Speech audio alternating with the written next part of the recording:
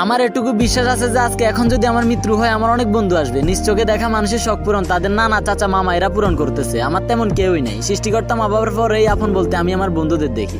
তো একদিন আমার আম্মু আমাকে এসে বলতেছে যে বাবা তুই যখন ফোন রেখে বাইরে যাস অনেকে তোকে কল করে তোর খোঁজ নেয়, এরা কারা? আমি বলি যে আম্মু এরা আমার কলেজের বন্ধুগুলা। তখন আম্মু বলে যে এত বন্ধু থাকা ভালো না, কোন দিন যে তোর কি হয়ে যায়।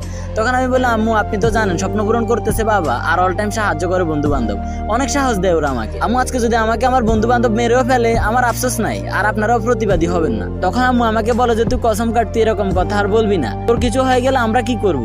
আমি বলি যে কিছু হবে না আমার, ওনার যে কসম কাটতেই হবে তো কসম কাটলাম। কিন্তু আমার গল্পে আমার বন্ধুগুলাই সেরা, অনেক বিপদ থেকে ওরাই টেনে তুলছে, আমিও জান প্রাণ ওদের জন্য, সব বিপদে হাজির থাকতে অলওয়েজ রেডি। সময়ের সাথে অনেক বন্ধু হারিয়ে গেছে, খুব মিস করি তাদের। এটুকু বলবো পরিস্থিতি যেমনই থাক বন্ধু বান্ধব ছাড়বেন না, তাদের মতো কেউই হয় না। ঝামেলা হলে নিজের ইগোটাকে সাইডে রেখে বুকে জড়িয়ে ধরবেন আর নিজের ভুল স্বীকার করবেন, দেখবেন সবকিছুই ঠিক। আজকের মতো এটুকুই, নিউ লাভ স্টোরি কামিং। ততক্ষণ পর্যন্ত সবাই ভালো থাকেন and সুস্থ থাকেন। আল্লাহ হাফেজ গাইস।